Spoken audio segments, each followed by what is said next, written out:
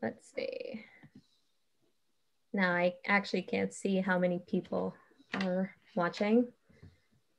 I don't have the tech for that yet. But yeah, so welcome everyone. I mean, hopefully this will be like after this is being like recorded and then like added onto YouTube. I thank everyone who's going to view this or is viewing this now. Again, I'm Anna. This is my 2 cents, sense and change. And I really, really feel so excited about tonight's episode. And I really want to welcome Mishella Romo, who has her master's in law and governance and is currently pursuing her doctorate at Princeton, people. Like, that is amazing. And we also have Margaret Mary Ochner, who is a lawyer and is also an adjunct professor at Montclair State University. Like, if I can't think of a better way to give back to where we like received their studies and made us a better person, I feel like Margaret already like made it to the top. Oh, that's very sweet. I don't know about that, but I think all three of us can show good examples of what can come out of Montclair. So That's true. And hopefully, like, you know, I try to promote this as much as possible. And like, I even included Montclair in the tagging. So nice. I don't know. But yeah, so like the topic for tonight, I had incorporated election 2020. And basically, it was formulated with based on a conversation with Mishella. Like I was talking to you guys behind the scenes. It mainly like transpired from having a conversation about our Latino community and just how much really there's like a lot of struggle and a lot of strife occurring. And it's not just only with the Latino community, it's been with the minority community also. And to really, I guess, be very specific, I mean, we've gone through, I mean, this whole entire year, really. Like, it's a year where just about everything occurred that we can see in movies that we never imagined will ever happen, and it happened. But at the same time, it's also an election cycle, and people are now just starting to realize the importance of having that civic duty, having that sense of saying, my voice is going to be heard. Like, you know, before people would have thought, yeah, it's just a piece of paper. I mean, like, our vote doesn't really count based on the electoral college, but technically, a lot of things correlate. So, like, I I feel like, sorry to interrupt you. oh, go I ahead. feel like maybe the one positive thing that's going to come out of this year and this election being as contentious as it is that so many people, and I think even young teenagers that can't even vote yet, care about voting, finally care about voting, understand how important it is. And so I think that it's too bad we had our country had to get to this state for that to occur. But I hope that at least it will impact some positive change going forward. No, definitely. And Michelle, I actually just had a question like really pop up in my mind. Um, like we see like this type of like, how can I express it? Like government leadership in like our populous countries of Latin America. And do you think that there's like a similarity, or is there like a difference between like the way our country's being run, and like how many people are like trying to say, oh my God, no, we don't want to be socialists. But it's like, I mean, isn't Social Security a socialist like idea? So like I really, really want to hear your input on this also. Yeah, can you hear me okay? Yes.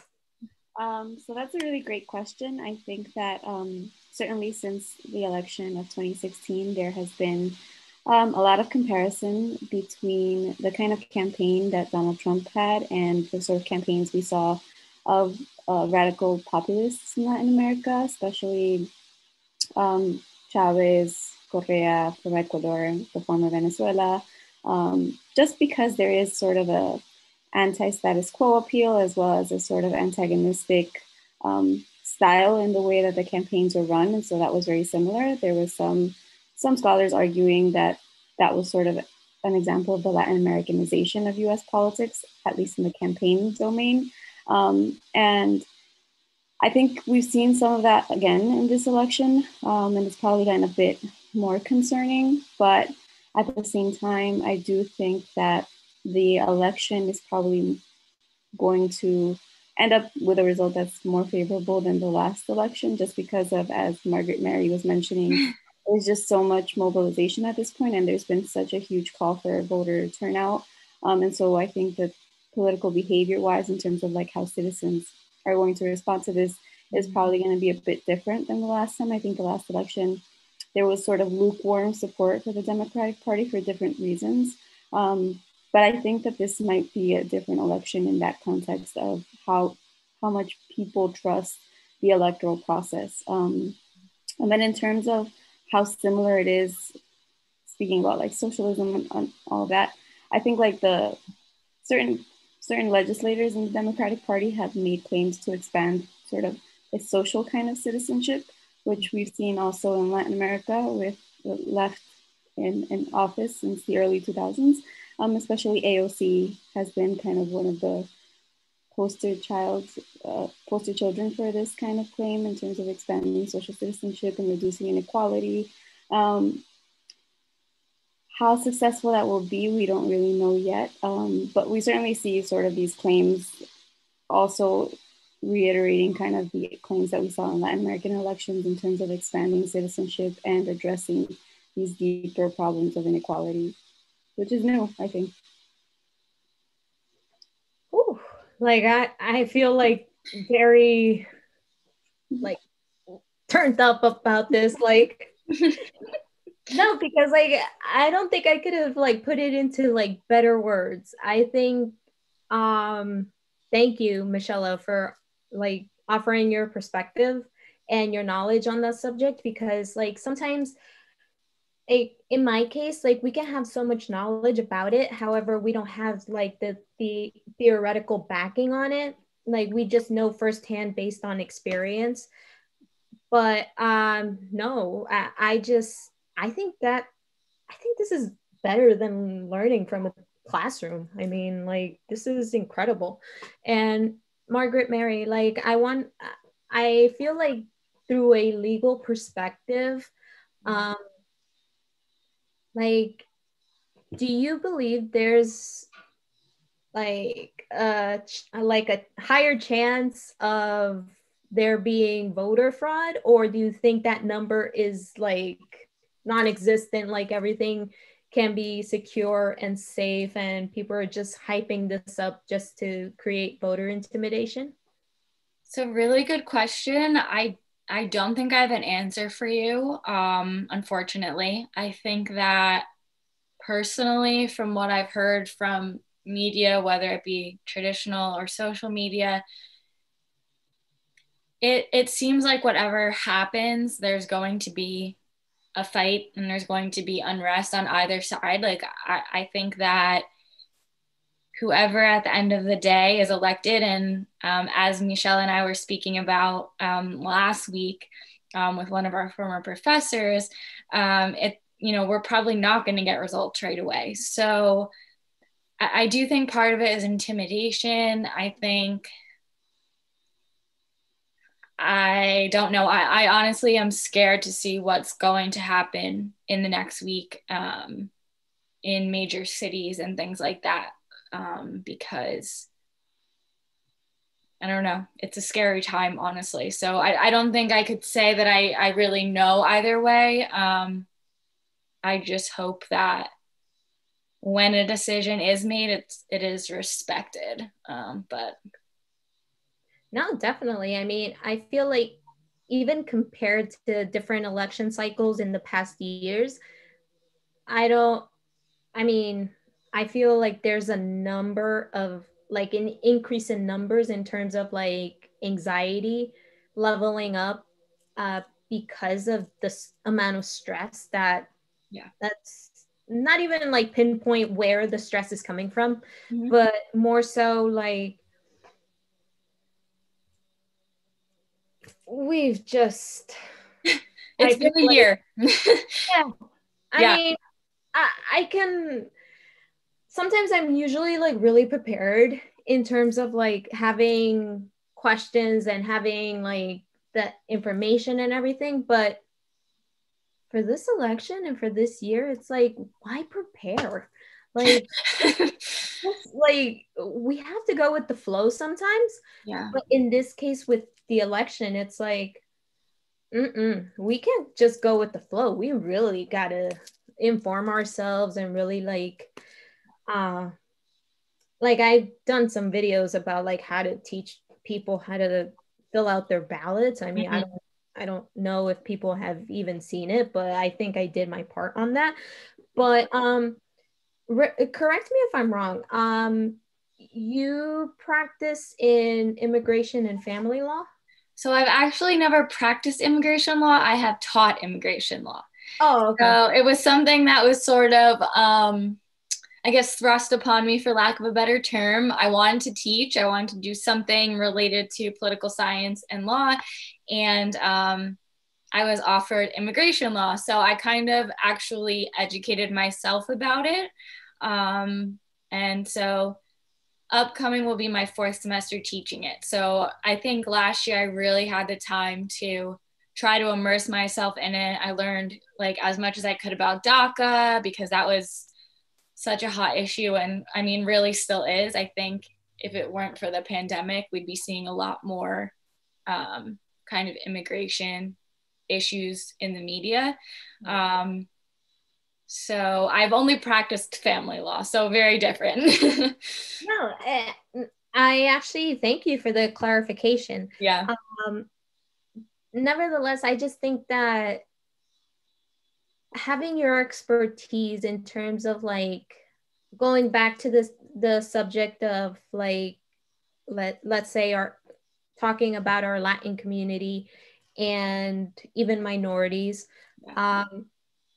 there's the like ongoing issue of migrant children being locked up in cages, and the fact that they can't like the government causing this separation, and then revealing that they cannot find the over 500 parents for these children. Like, Yeah. as a lawyer that practices family law, like how devastating is it to witness something like this? And based on what you're like learning and like teaching about immigration law, like how many rules are being broken based on this whole like situation? I mean, I'll just start by saying that obviously everything that's happening is absolutely heartbreaking and just disgusting, honestly. It's terrible. I've never personally dealt with a family law immigration issue, so it's hard for me to say from personal perspective. Um, but I think one of the really big issues is, and again, I don't want to, I'm not really taking a side politically, but all of this, right, is happening under Trump, under a conservative government. But I think what a lot of people fail to realize is that this was occurring prior to this administration. This was occurring under Obama. And so it really has kind of become almost a bipartisan issue because neither side really has done anything to fix what's happening. And it's very discouraging. You know, again, like it's not something, I am Caucasian. My parents did not immigrate. My grandparents did not immigrate. So it doesn't affect me as much personally, but in teaching it, I've just seen immigration law is very odd because without going too in depth, and you can stop me. I don't know. I mean, DACA and things like that have all come through executive orders. They're not laws passed by Congress. And a lot of people don't understand that. Congress is really just in general, again, it's not a party thing, but Congress is failing to compromise. They're failing to act. And so everything, almost everything that's occurred through immigration is either an executive order where the president is basically making an order that has the effect of federal law, and is happening through agencies. And that, quite frankly, is not sort of reviewed in the same way as our, you know, traditional bill to law through Congress process. So, you know, I truly hope that whoever ends up being or staying our president does something, because it is causing a lot of outrage. But again, I think that because of COVID, a lot of that, you know, the fuel behind the, you know, movement for change in immigration law has kind of been sidestepped. So it's very unfortunate. And I don't know, I feel, I guess, less optimistic about the future than I wish I could say that, you know, I hope for change, I pray for change, but whether it's a Republican or Democrat, if something really positive will happen soon or not. No, again, like I thank you for your perspective. No, there's a lot of like reason and fact to like hear from your opinion, because I mean, then again, like I emphasized before, this is a platform where while we are sharing like our expertise and everything, this is more so like to also share our personal opinions, because it's like a tough time, especially for us women, to really raise our voices and really express what's in our minds and in our hearts, because sometimes we're not taken seriously, or we're not, like, let's say, seen at the same level. So to like really even out the level of playing field, it's like, you know what, we got to do like these drastic measures to like say, hey, you know what, we got a voice, we got something to say. And to really, not to give you the platform, but like for you to actually graciously accept and to really want people to understand your perspective. I think that's what counts in the end. That is the end goal, really, for this whole interview, for people to really understand how we see things through our eyes. And I'm going to circle back to you, Mishella. With, let's say, like, I really had a good question, but then like my thoughts were like here and there, and I was like, I know I got a question. Sorry. No, you're good. You're good. But what was I gonna say? Like, yeah. So from a Latin American perspective, and you learning and like having extreme knowledge on Latin American politics, and really like understanding the sociology behind like our mannerisms, or like really understanding why, let's say, Latin American, actually no, not even Latin American, Latinos for that sense, leave their home country to come here. And I mean, in a personal perspective on my part, like, I'm very transparent about it. Like, my parents came here for a better life, for a better opportunity. Of course, my brother came at the age of 6 and really had to adapt to this new like place. And I was born here. So I never had the immigrant mentality because I just thought, oh, okay, like I was born here, yay. But like I also wanted to be in touch with like my Latino culture. Like I wanted to really express it. But again, like sometimes there are stereotypes and there are racist comments and bigotry, you know, traced upon us. It's like, you know, like, is it a bad time to say, oh, you know, we're tired of this nonsense? Like, so, like, in your perspective, Mishella, like, what do you think either whoever comes out as the winner for the election? Here's my question.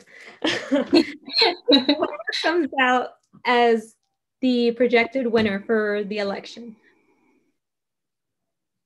what do you believe needs to occur in terms of the immigration process to, let's say, earn the Latino vote and also appease them in saying, you know what, we heard you, you're right, maybe like we've done something wrong in like separating the migrant children, and you know, let's make up for it, even though I don't think, how can you come up with something so inhumane and then try and like cover it up? Like, but that's just my reasoning. But back to the question.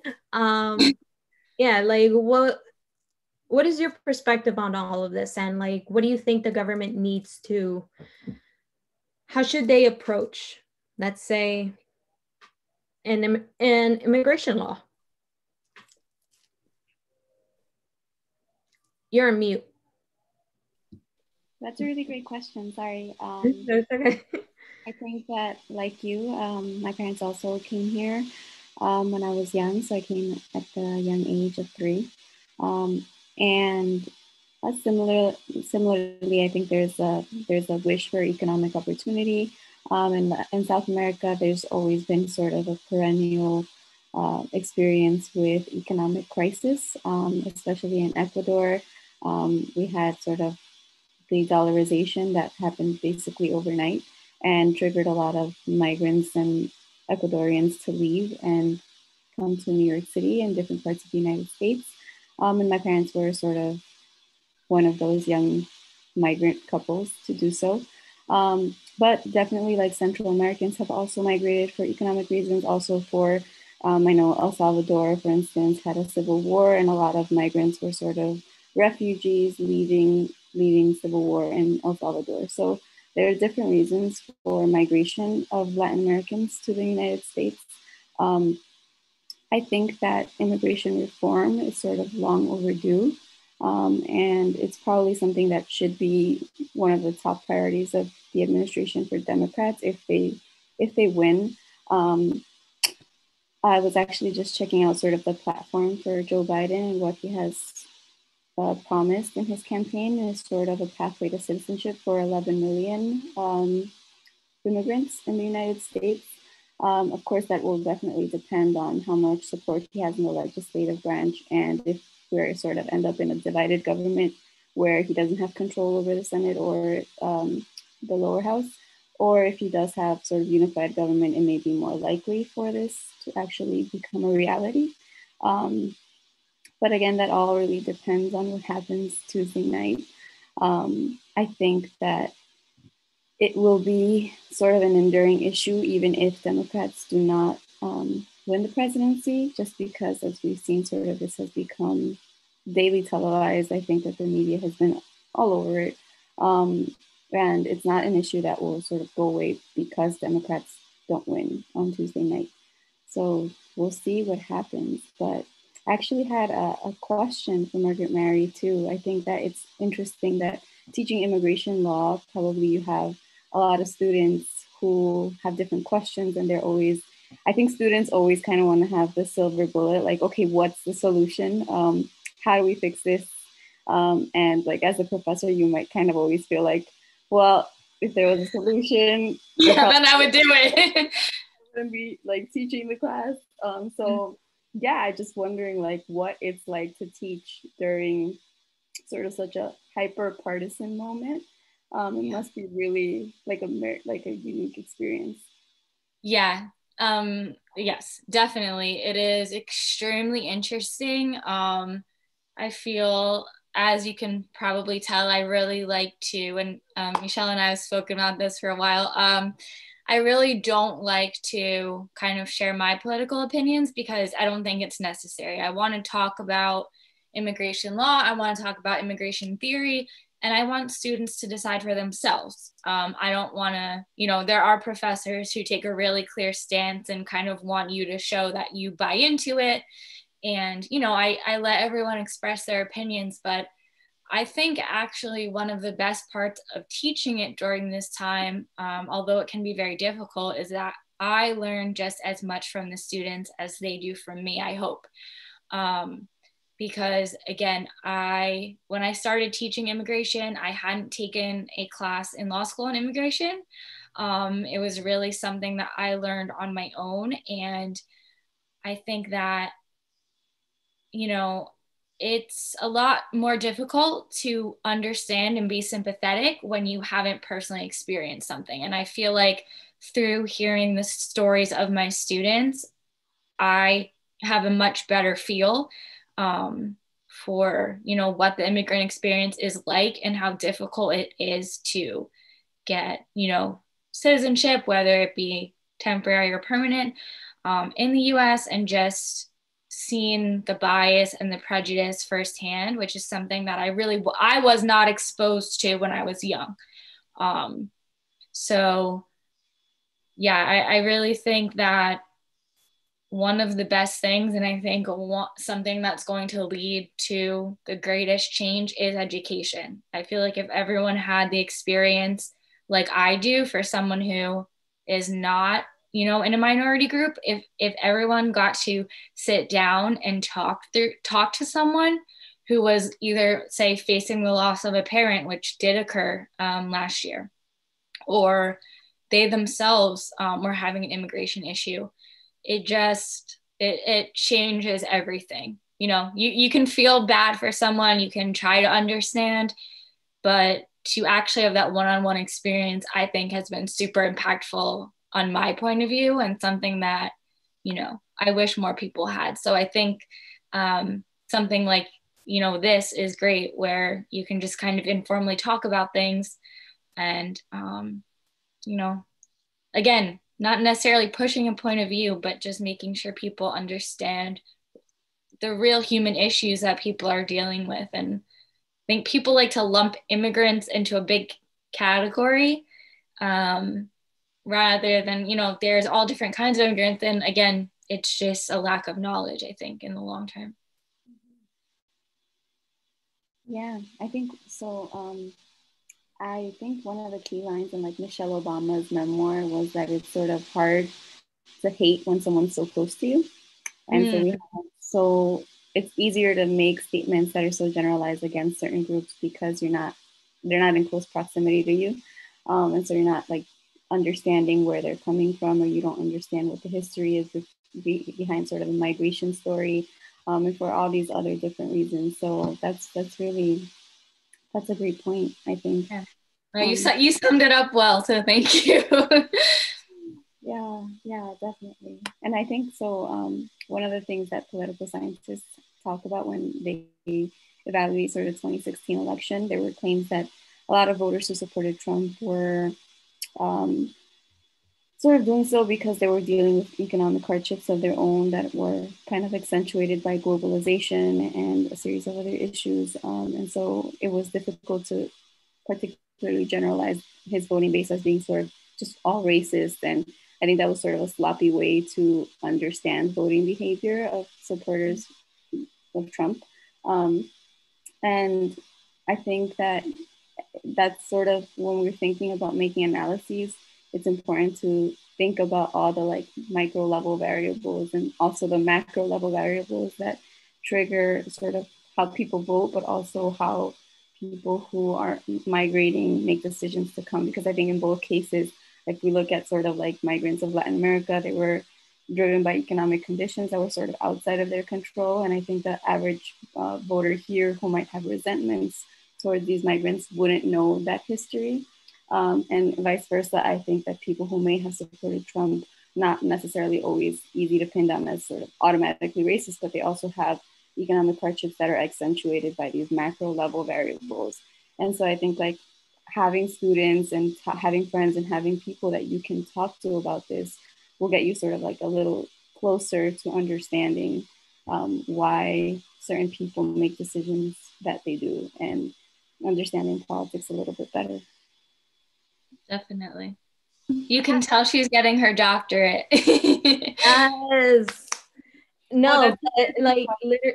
I think it was so great, like Anna reaching out, because I think it's such a nice opportunity to have women talking about politics and talking about the election. And I think that that's sort of amazing. Like, Anna, what inspired you to like start a podcast and to get people talking about these issues Good question. In this time? I think that that's also really probably something you want to share with us. No one's ever asked, and I actually like posted it on my platforms, but no, really, I thank you for actually asking me and at the same time wondering.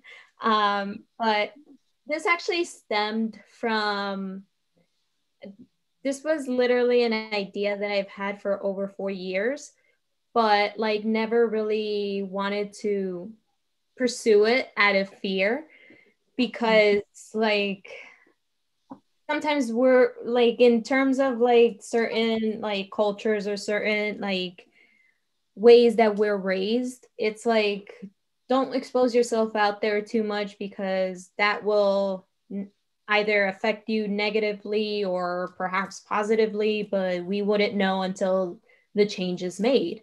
So I actually,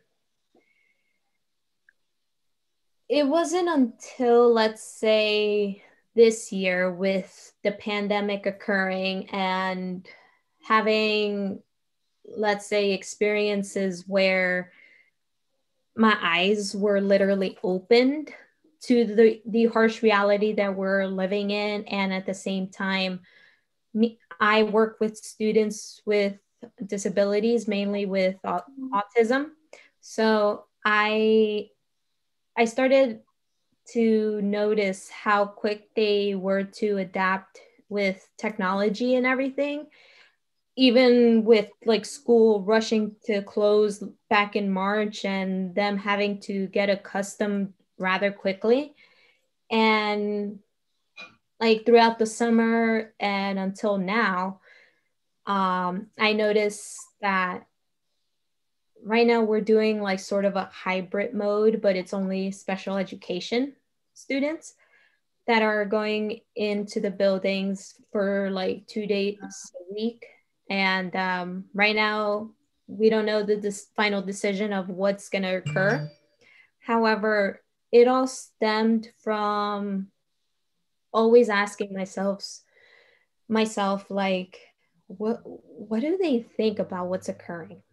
And like, I was taking a certification course over the summer, and I had to develop a backward design in terms of like a lesson plan, but it's called the unit plan.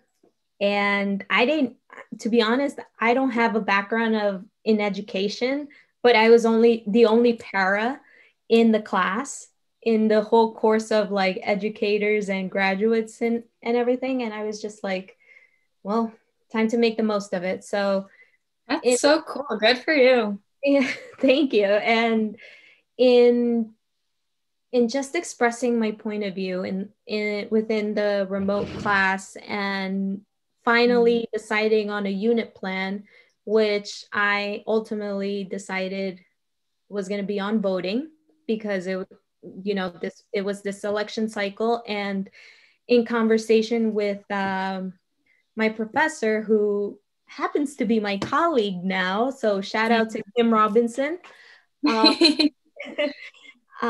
In talking with her, we really noticed that special education students aren't as involved as, let's say, general education students when it comes to civic law or understanding like social studies, history, all of that. And like what their civil like rights are, civic duties, everything. So I spoke to her and we were like, what did you study as an undergrad? So I told her political science, economics, those were my majors. My minors were film and Latin American studies. She was like, well, you got a handful there. Yeah. But in a way, like to have that transparency with her, it was helpful. And to not make this any more longer, I was really inspired by how much my students, like my colleague was teaching her students about voting. And every now and then she would ask me, Miss Anna, is that correct? Like, I'm not a politics person. Like, is that right? And I'm just like, girl, you're killing it. You got this. But to really share with my colleague what the unit plan consisted of and like how we could approach in teaching special needs students about their civic rights, it's like astounding. And we actually made a voting video where 3 of our students, they joined this contest, but unfortunately they didn't win. But it was to motivate young people of like ages 17 through high school or college. It was to motivate them to actually go vote and tell them the importance of voting. And what really surprised me was that they wrote their script. They wrote out what they wanted to say. And I was surprised by the non-partisan part of it, because even though the term is not familiar with them, they didn't like really describe how much they like feel for a candidate or like who they want to win. They were just like, no, go vote. Like, it's important. Like, even though we cannot vote at our age right now, you guys have to go vote. So that's awesome.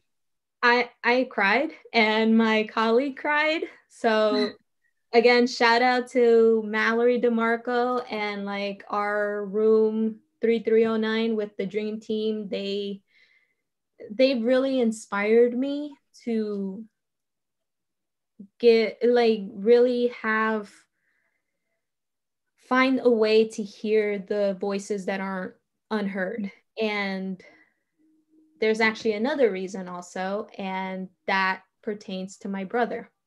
My brother passed away 4 years ago, and the last conversation I had with him involved communication. And it was rather surprising, to be honest, because he originally went to school for nursing, and he was like, I'm tired of it. Like, I don't think I can do it, but you know what I really want to do? And I was like, what's that? He was like, I want to go into communications. Like, because I love to talk. And I was like, yeah, you can chew somebody's ear and like, call it a day. But no, he was like, nah, I'm being serious. Like, to be honest, I really want to be like one of those radio announcers or like somebody that, goes on the radio and like listens to advice and then like try to like give them the advice that they need, because that's so sweet. Yeah. And he was like, yeah, because through radio, like even though people don't notice it, like the airwaves go like everywhere. So imagine my voice being heard like in different places. And I was like, Okay, you're very philosophical. I like that. So whatever you decide to do, I'm always supporting you. He was like, really? You really gonna support me? And I was like, yeah, duh. Like, that's what siblings do. Of course, that happened to be in December of 2015. And then the following month, he passed away. So I'm so sorry. That's so beautiful that you're kind of like, seems like it was like a sign from him to you that, you're kind of living on his legacy in that way. when I tell you that I've heard signs, I've seen signs telling me you should really start something and like hear people's voices, like it's time for you to listen, like don't think you know everything, because you don't. And so, because I'll be honest, like if you've known me like for like, let's say my undergrad years prior, before my brother passed away, I would acknowledge that I was very stubborn and I was just trying to focus on my studies and say, hey, I want to excel, like I want to do great. But of course, the stress of life and the stress of like trying to be the best in everything didn't quite work out. But it really hit me hard, the fact that he's not with me anymore. So I realized, even in speaking with people who have siblings, even telling them when they find out, they're just like, oh my God, I'm so sorry. Like, I truly accept it. Like, it took me a long time, but I accepted it. And in the same moment, I was just like, but you know what? Don't feel sorry for me. Like, if you have a chance to speak and to say something, do it. Because the moment because we never know when a moment can fly by and you're just like, man, I regret saying something. I regret like protesting, or I regret not doing something to make a change. So, like, in a way, my brother left with many things undone. So, I know it's not my job to finish it, but more so it's my job to continue it. And that's really beautiful. thank you. And sometimes the words, girl, let me tell you, sometimes I just talk, and then when I finish talking, I'm just like, where did that come from? Like, because sometimes I feel like it's not me speaking. Like, I'm a very faithful person, not religious, but faithful.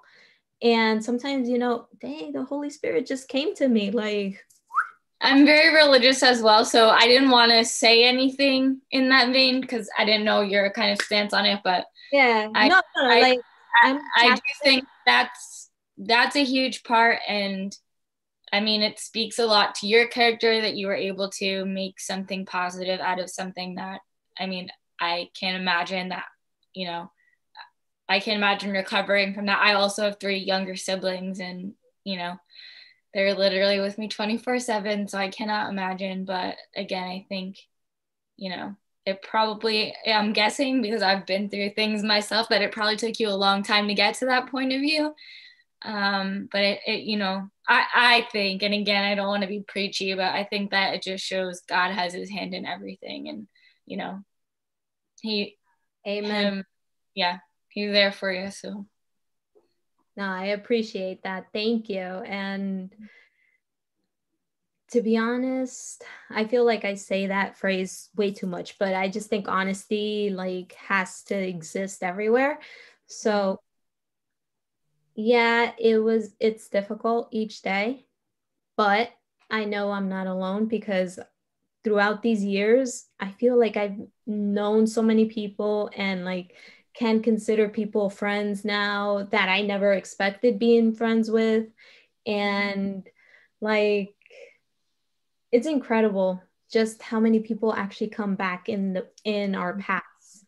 And to have like this platform and finally meeting you, and then like knowing Mishella and seeing how much she's accomplishing in her life, it's like incredible. Like these are moments where you have to be supportive and celebrate it, because like I used to not celebrate myself because I just thought, I'm not quite there yet.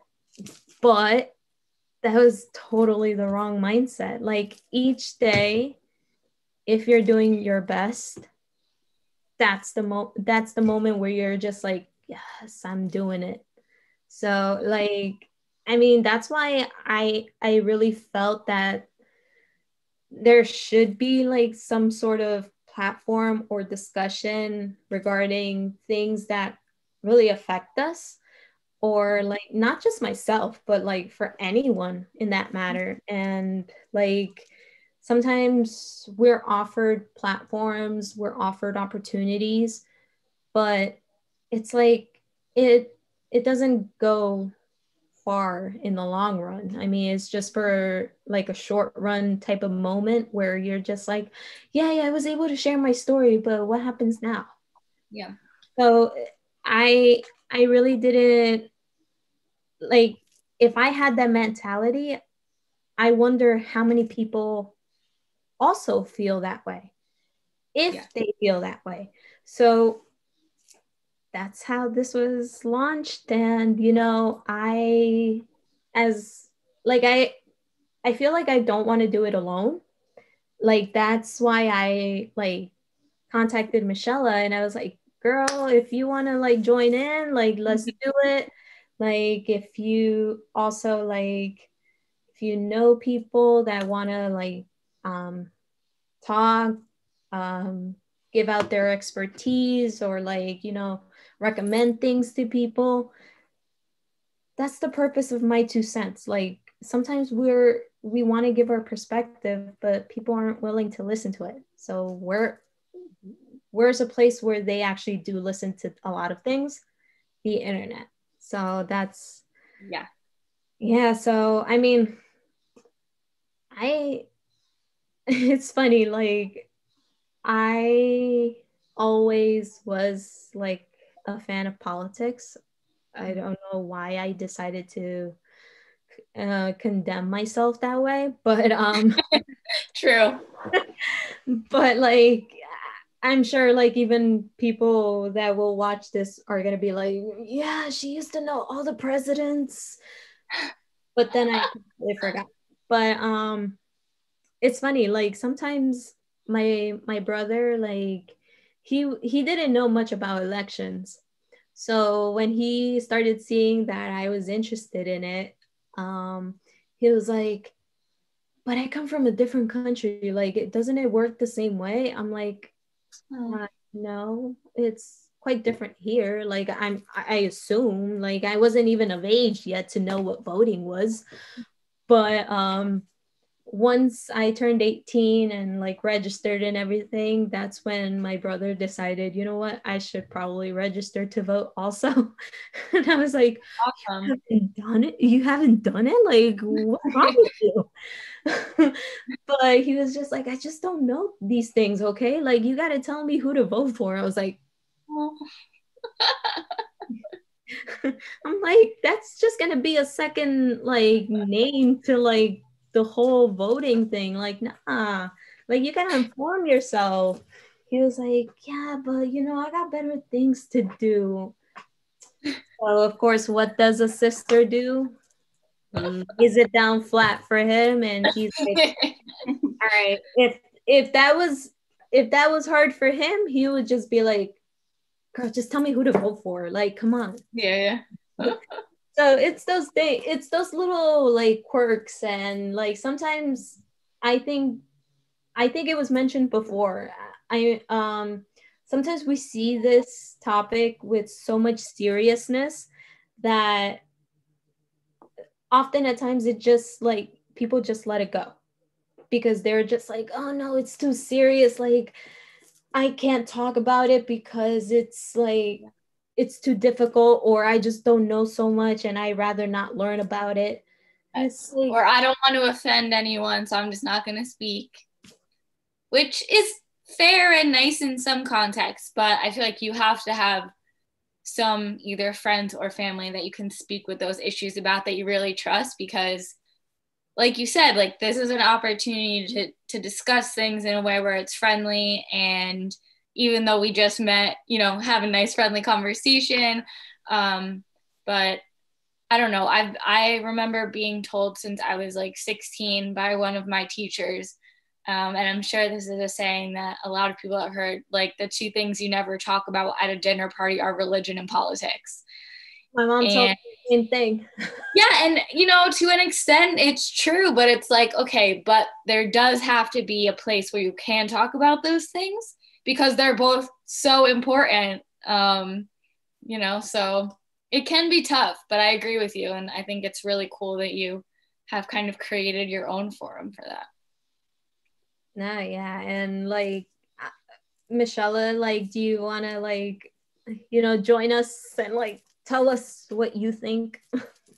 No, I definitely commend you, and it's really beautiful, like the reason why you started the podcast, because I think it tells us like a lot about you and a lot about how much you care about your family and how much you also care about getting people to believe in themselves. And like just speaking in very informal contexts is, it seems like a minor thing or something that we take as, oh, anyone can just do it. But the thing is that not everybody does do it. And I think that, again, I love quoting Michelle Obama, but there was sort of an interview she gave where there's always this discussion of people saying, oh, if I could just use my voice to say this and so on and so forth. But before you have a voice, you have to actually know what you want to say. And so that takes practice, because you have to constantly be thinking about what matters to you, what's important to you, and how do you deliver whatever it is that you think is important in a way that's sort of mindful of other people and considerate and aware of where it stands in context. And I think that getting people to talk about these issues in like small spaces where you can share different perspectives is so important. And it seems like it might be minor, but it's actually super, super important for women, especially. I think that Margaret Mary, I taught at Montclair State also for one semester, and I thought that, Oh, I didn't know that. yeah, and I thought like, wow, that was just such a unique experience, because you are sort of leading the classroom and you have to be in a space of like, wow, okay, I have to say something that will get my students to be motivated and to think about these issues critically, and also to think about it in a way that will encourage them to participate as much as possible. So yeah, I think that like small spaces like this are fantastic, and I think that this is an awesome opportunity, and I'm just so grateful for the invitation. Yeah, same. And just the fact that, again, you made a point to say that you took the opportunity, but you acted on it. Like, I think I agree with you that so many people have this idea, oh, one day I'd love to do this, or I'd love to do that, or when I have more free time, or it would be really cool if this existed, but it doesn't. And the fact that you are like, well, then I'm going to create it is awesome. And, you know, I think if people had that attitude more, then we would hear about more important issues, not just, you know, what clothes are popular on Instagram. No, I'm extremely humbled by each of I'm extremely humbled by each of your words. Like, I'm left completely speechless, because sometimes I I recognize that I don't do it for the recognition. More so, I do it for just to acknowledge that there needs to be a safe space everywhere. And it's something that I'm very like accepting of, and I've learned through like therapy sessions where we could discuss whatever is on our mind, and we could say it with compassion and with empathy. And not everything has to be said in such a rough or tough manner, because like we're not, in my case, I'm not trying to come at anybody with like, you know, I guess with like telling them what is right and what is wrong. It's more so of like bringing consciousness to what our purpose is. Like maybe yesterday I knew what my purpose was, but today I'm just like, no, maybe something else is. So that's for me, because of my faith, I don't do my own will. I do what is God's will. And if this idea, that. like there's a Bible passage I like. I don't know which one it is. It may be Proverbs, but it's something like, you can make plans, but the Lord's purpose shall prevail. yep. You know, you can have your intention for your life, but at the end of the day, there, you know, if that's what you believe, again, I really, like you said, I like to be respectful, and no one has to believe what I believe, but I really like that quote, because I think there are so many times where I think I know things are how things are going to go and what I'm going to do and what my plan is, and I find out no, that's not what's happening. It's going to be much different. So it can be tough. Yeah. And it's having that trust. Now, and you know what? Proverbs is actually a really great chapter to set you back on your feet and say, sure. It doesn't work out that way. For sure. But again, like I thank you both for really taking the time and like really believing in this project and like really giving your 2 cents on each subject. And you know, one of my actual favorite Bible quotes is from Romans 8:28. And we know that in all good things God works for the good of those who love him, who have been called according to his purpose. And I know he has a purpose for me. I may not know what it is exactly. A lot of times I don't think we may ever know, unfortunately. And you know what? I gotta be honest with you guys. I pile so many things on myself. Like I have my grad course I'm taking, I'm working. I also work part-time.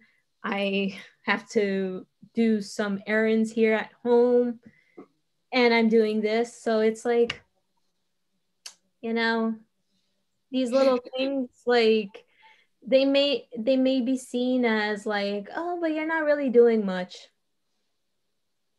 It's actually, it can take a toll on somebody, and we have to be conscious. And you know, to have the perspective of a lawyer, like I assume it's not easy, because like to hear, I guess, to see the many cases or the workloads that you may have, and in conjunction with that, like you're also an adjunct professor, and to have to develop lesson plans and like teach and motivate students, that's overwhelming sometimes. I honestly give you guys a lot of credit, because I cannot imagine being a student during this time. And I'm very grateful that I am not. So you guys get big props on that one. Yeah. We're giving double props to Mishella for really having the guts to pursue a doctorate right now. Like, yeah, just in general to pursue a doctorate, but especially now. Yeah, because girl, how do you do it? Give us your secret. Yeah, really. I wish there was a secret, but it's just, I think a lot of great mentorship has come a long way. And so I'm so happy to kind of be in this moment, because we're all MSU alumni. And so I found like that was a really great place. And I had a lot of amazing professors and teachers and friends that were like so instrumental in like a lot of my development as a student and now as hopefully a scholar. So it's awesome to kind of have this little reunion, because it just reminds me. I know. I didn't even realize. No, when Mishella told me, I was like, wait, for some reason that name seems familiar, but like she's also an MSU alum. Hey. I also didn't know your name until I literally came on the chat. So we'll have to chat after and like, you know, actually figure out if we cross paths. Oh yeah, definitely. So like in closing, because we had a great we could talk. So in closing, what final remarks would you provide to our listeners or future viewers after this is posted? Just how important this election cycle is in a few words. And at the same time, after those remarks are made, because I assume all of us are poli-sci majors, right? We have our poli-sci degrees. So after we're like done giving the remarks, we can give a shout out to either one or two professors that really shaped our lives, and hopefully if they even have time during the semester to like hear all of this, they'll hear their names being shout out. So whoever wants to start off. Mishella, you can go.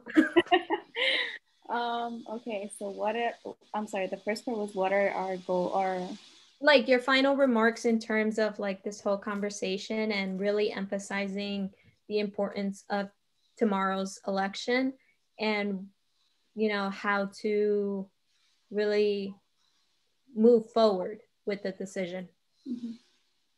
Well, I guess I would say in general, just voting is probably my biggest hope. I think it would be great to get people to actually go and say what they want to say about this election, because at the end of the day, it's sort of the only opportunity you get every 4 years to say what you will about your expectations for the future, and also to actually engage in some sort of performance evaluation of the previous administration.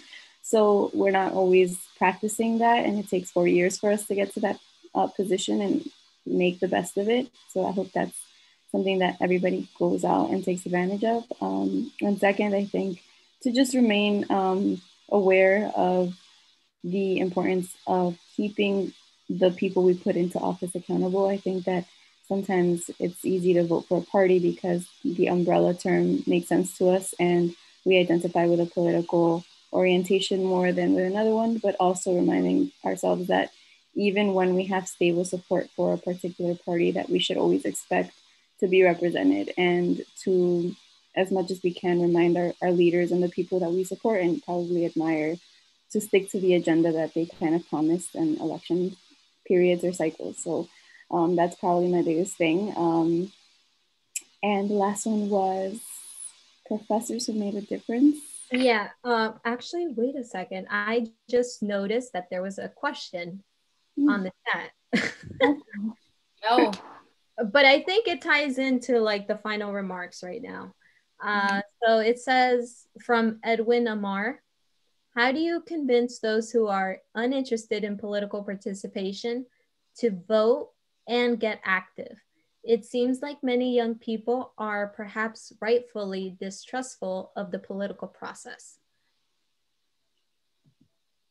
So how do you animate voters?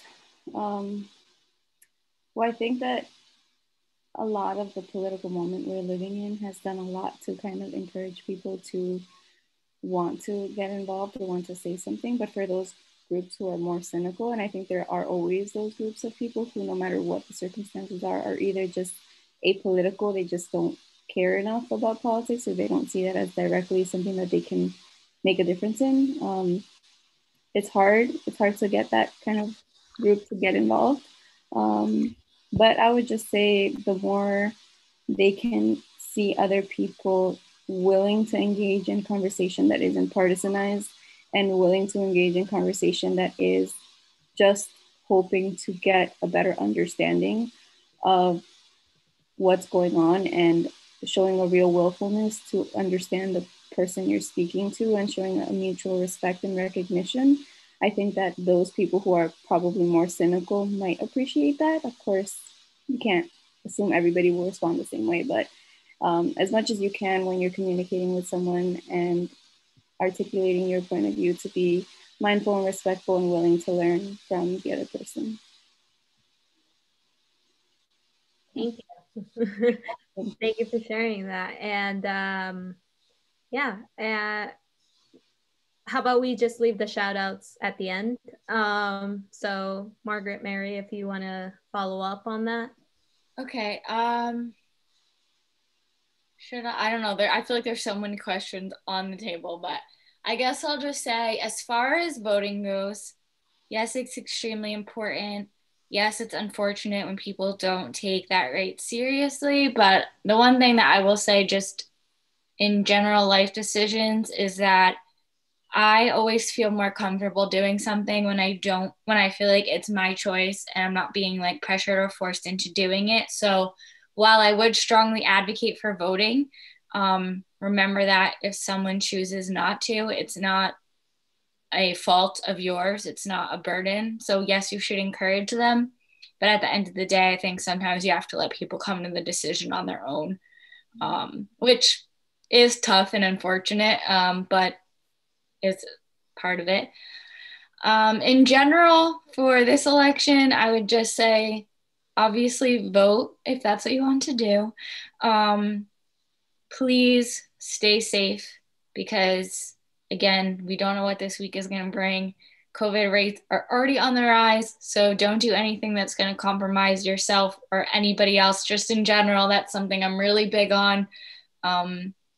I have not been going much of anywhere, and all my friends can attest to that because I haven't seen anyone. But yeah, I would just say, try to be as respectful as possible. Even if you are a healthy person, you may be around people that you don't even know are unhealthy. So be mindful.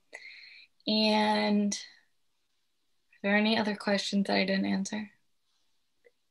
No, I think that's okay.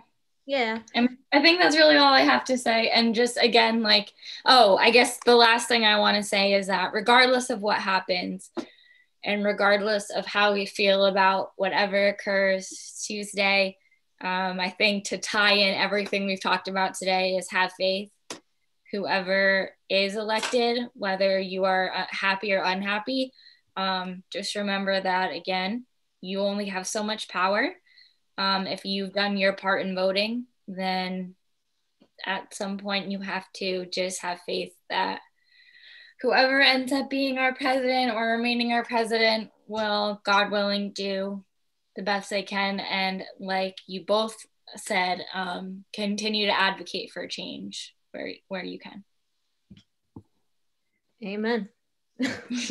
Literally.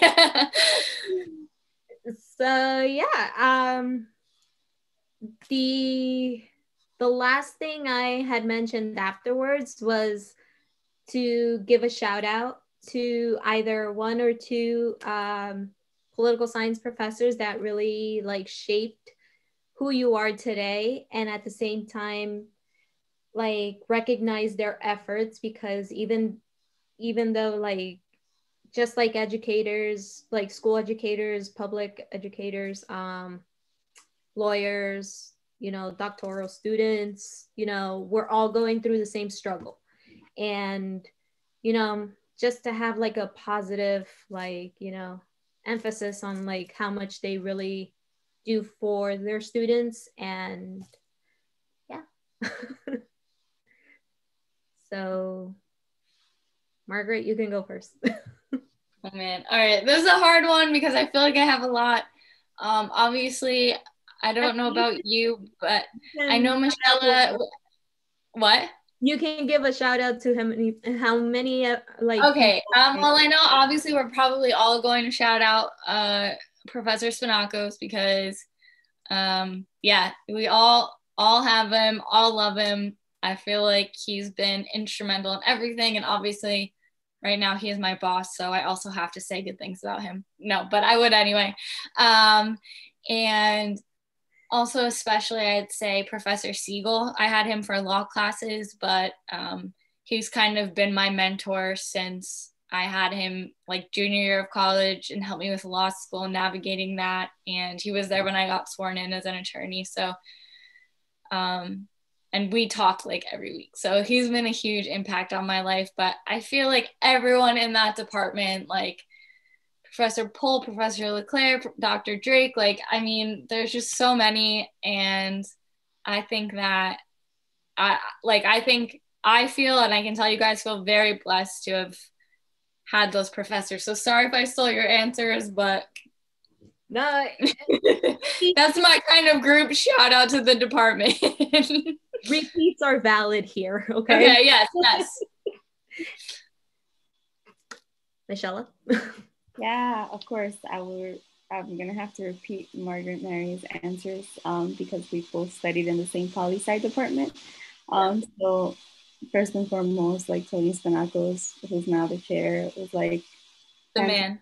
Yeah, fantastic scholar. I think he was the first professor I saw doing like a little bit of everything. He was sort of talking about political theory, comparative politics, IR, and I had like a chance to take classes in those different subfields with him, and I was just amazed at how articulate he was and like committed he was to engaging with all the subfields. And in political science, I think there's usually like people select a subfield and they really become experts in that. And so it's sometimes hard to get people who study like American politics to talk to a comparativist, or someone who does IR to talk to an Americanist. Like that's just not as common.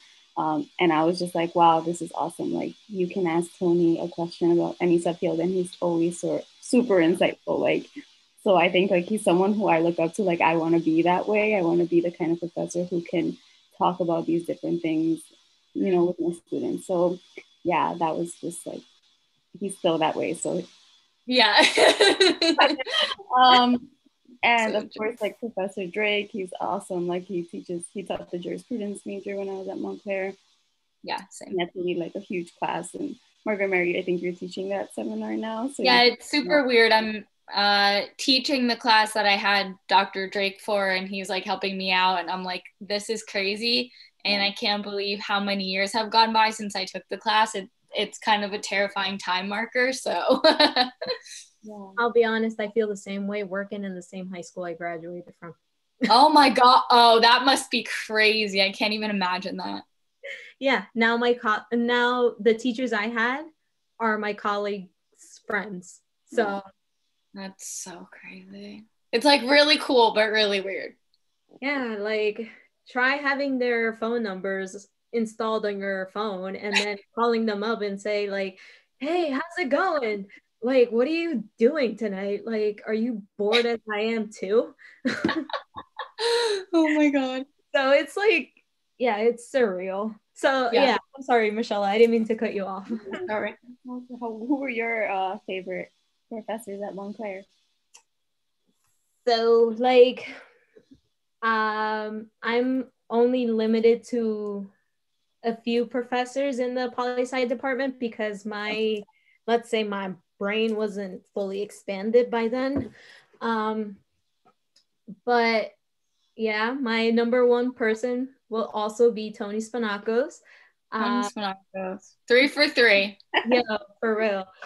But no, I gotta be really honest. Like, I think he was one of the first professors at Montclair that really saw potential in how I, let's say, analyzed many like topics, but he can attest to me being reluctant also because sometimes he will call me up to the board and I would not supply him an answer because I was very anxious about being in front of the class. Oh, I was the same way. I never spoke a word.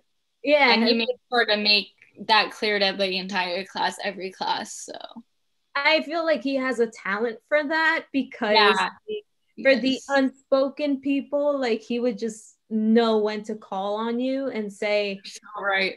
Oh, you got a point of view. You got to tell me. Not here. But no, I really owe a lot to to Tony, because even after I graduated, I stayed in contact with him, and he like wrote me amazing letters of recommendation, including for the current graduate course I'm taking. So it's sometimes, even when I seek like advice regarding like goals or purpose or anything for that matter, or to even have a conversation about superheroes, like you tell me a political science professor that can give you a perspective on like which superhero is like, you know, liberal or conservative, or like, I'm just like, I feel like that right there caught my attention, and I was like, this man is a leader. So and also, yeah, Professor Pohl, I had her. She was a little tough, I'll admit, but she's tough, but I'll say that a lot of the things I learned in that class, well, I'm teaching them now, so they stuck with me. I think that's amazing.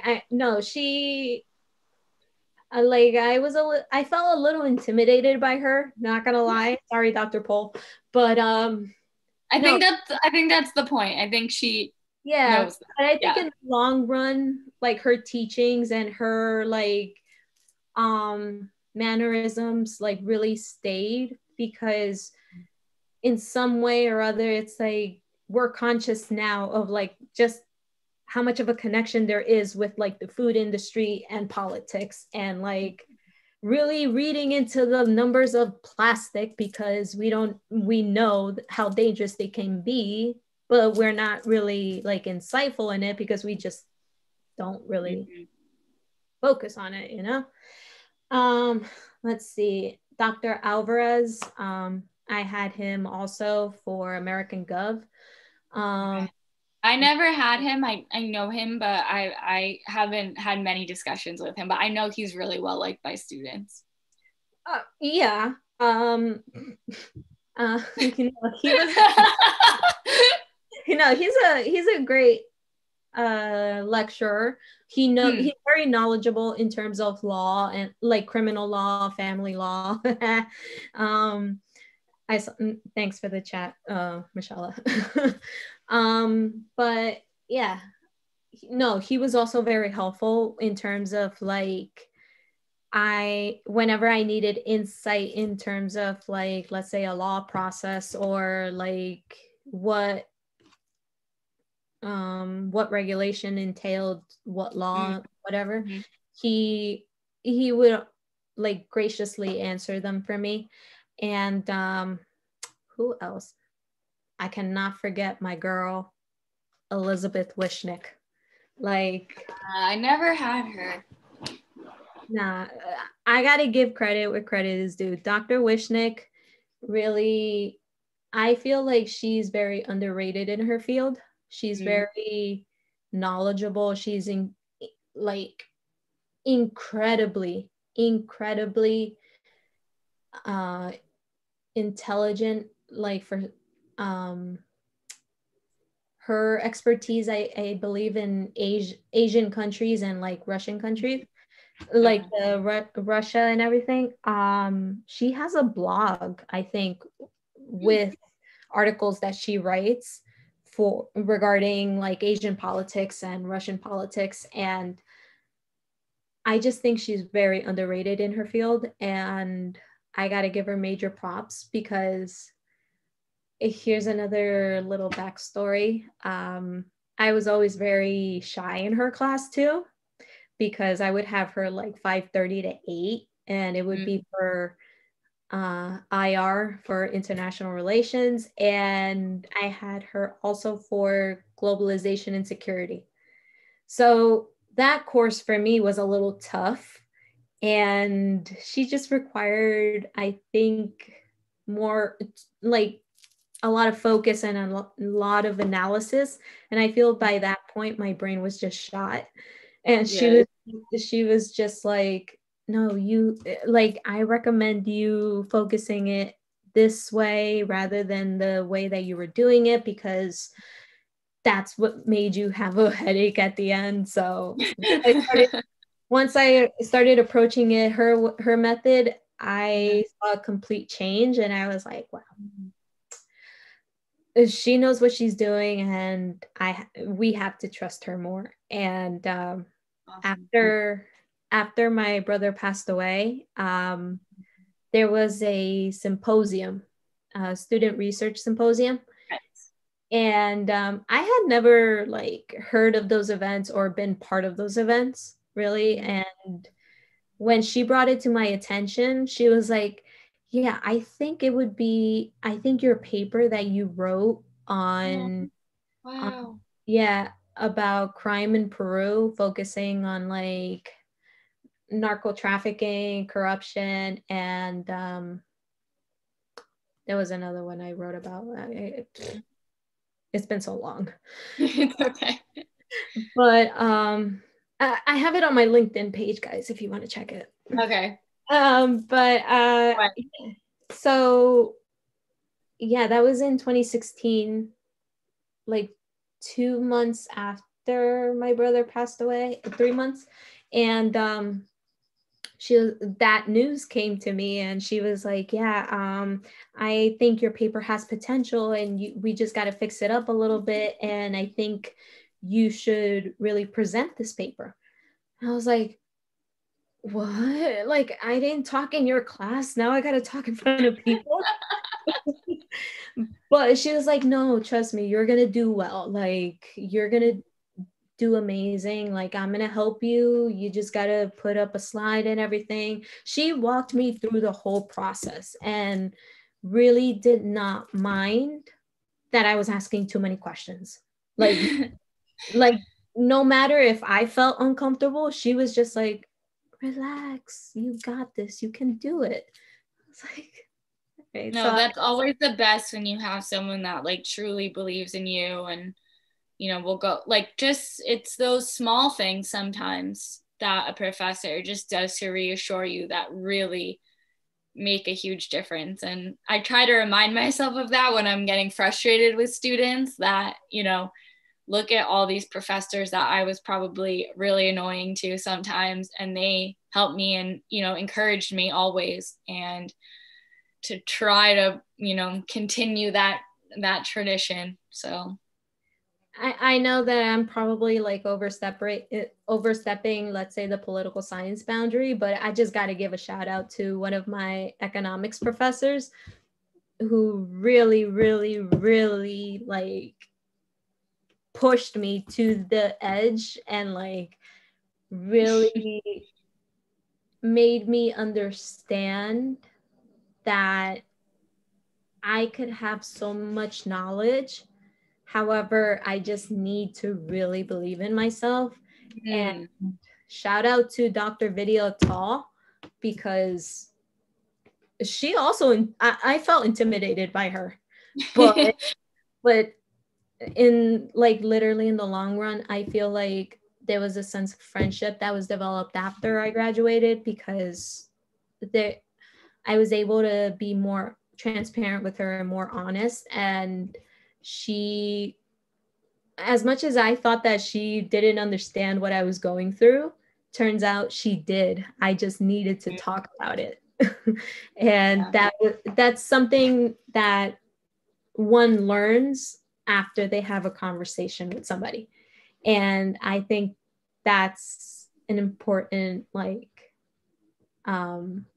important side note to have, even with respect to this platform also, because just as our teachers, our professors give us their 2 cents on the subjects that they learn, we have to develop those 2 cents in like formulating our own opinions and like really help impact others.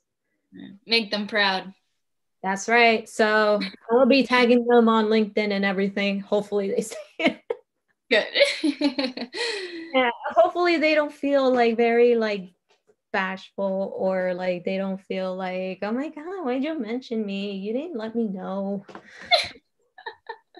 But yeah, definitely I will tag you guys also. So if you want to like share it with your network and like, you know, I personally don't know Dr. Siegel, but like I've heard of him and I think he was like many of my classmates had him and he was apparently like such a great guy.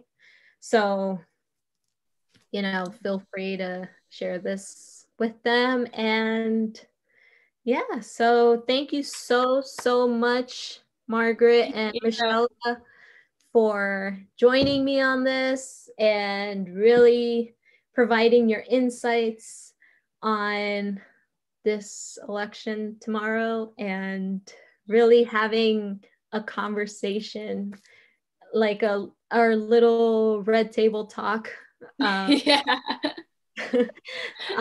And no, literally, I feel that with this conversation, we can actually continue sparking some sense and at the same time providing resources to make the changes that we need in our society. So thank you so Thank you so much. Thank you so much. Bye.